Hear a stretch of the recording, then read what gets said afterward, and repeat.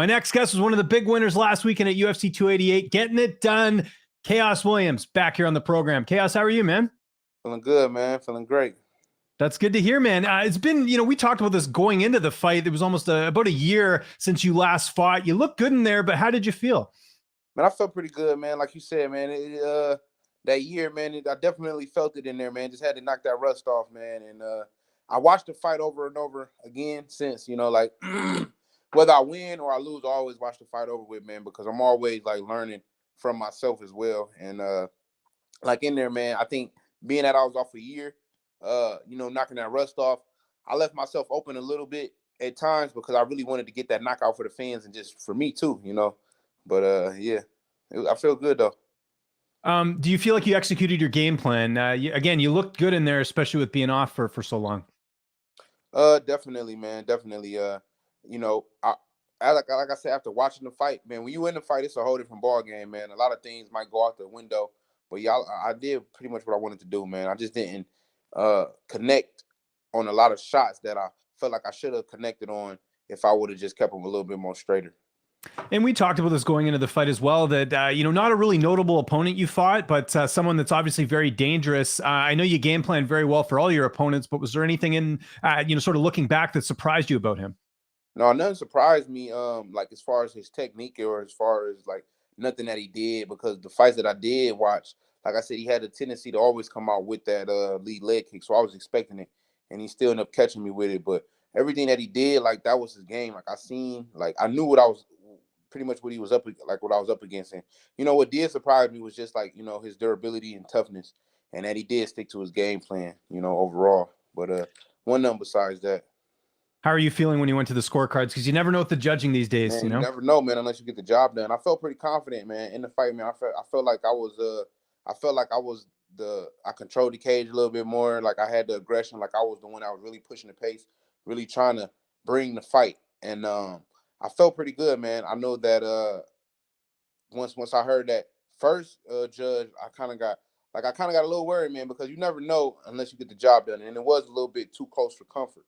But I felt like I won though, and I feel like the judges got it right, man. After watching the fight, I feel like they definitely got it right. And I was going to say, anytime there's a close fight, there's always critics on both sides of the coin. I know you always get a lot of love from your fans and all the good feedback, but I'm sure there was also some people, whether they bet on your opponent or whatever, like on social media. How did you deal with that after the fact? Because I'm sure you got some people saying robbery, even though. Oh yeah, man, absolutely, man. I mean, at the end of the day, man, it's a fight, man. I've been in that position before, and I've been on both ends of the coin. So it's been times where I've been in fights and I really feel like I won, and then I got my fans or other people telling them that they lost, or and telling me I won. But at the end of the day, man, it boils down to the judges. That's what they got the judges there for, and I feel like they called it the right way.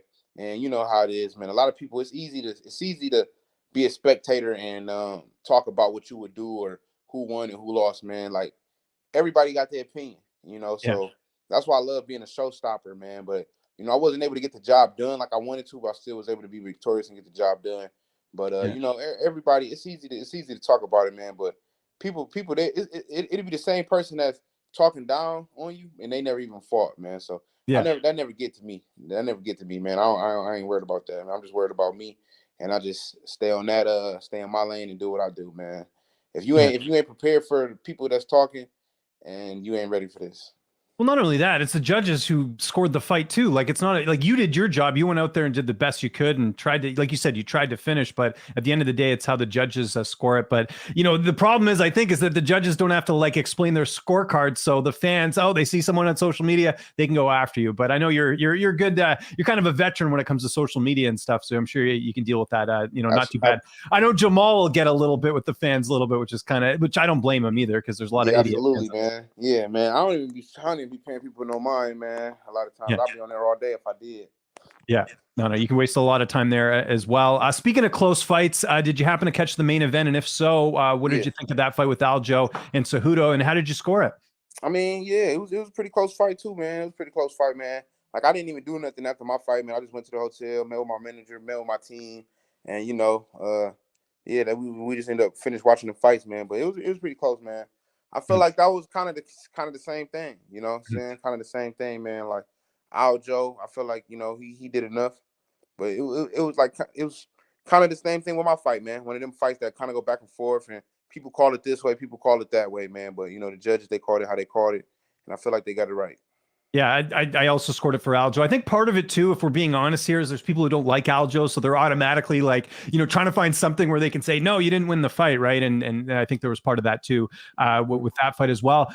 In the co-main event, just wanted to get your thoughts on that. I don't know if you caught it, Bilal Muhammad, Yeah, Gilbert I Burns. caught that too, man. I mean, I was going to Bilal say, did because his that's thing, in your man. weight class. What did you think of that fight? Because there's two interesting things about that. First thing, credit to Bilal. He keeps proving everyone wrong. He's, going to be next in line for the title, or I guess the winner of Colby and Leon. And then Gilbert Burns going 5 rounds with a busted arm. Just what did you think of the fight? Oh man, shoot, man. I feel like Gilbert, man, he been super busy, man. And much respect to Bilal too. You know what I'm saying? Like I never counted him out in that fight, but like I said, if I did have to bet, I was bet if I did have to bet, which I know we can't bet. But if I did have to bet, I probably would have bet Burns in that fight, and he did what he was supposed to do, man. Bilal did his thing.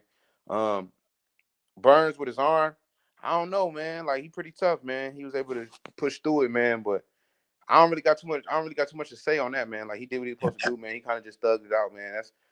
That's something I probably would have did. If I was hurt, at least just get through the fight, man. But it's pretty hard, man. But Bilal, man, he did his thing, man. He did his thing. Now, I know after your fights, especially if they're in Vegas, you'll stay a couple days and kind of enjoy yourself. Did you go right back home after New Jersey? Nothing against New Jersey, but I know Vegas a little bit more prestigious and Yeah, stuff, man. right?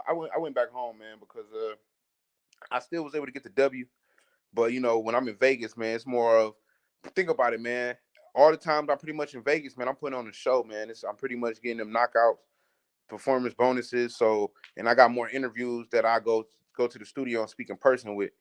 And it's just Vegas is Vegas, man. So yeah, like you said, nothing against New Jersey, but it was just time to get back home, man. It wasn't like no stellar performance like I've had before. So Right. Yeah, I see what you mean. Now, there's some rumblings right now about Jamal maybe fighting Yuri. Well, it sounds like the rumor out there is that Jamal and Yuri are going to fight, which is great. Everyone wants to see that fight. Is that like, I would imagine, would you want to fight on the same card as Jamal if that was to take place? Because there's some rumblings about maybe August, maybe that Boston card. I mean, yeah, man, I definitely, man. But if not, if I don't fight on that card, I definitely want to be there in attendance to watch him defend his belt. Yeah.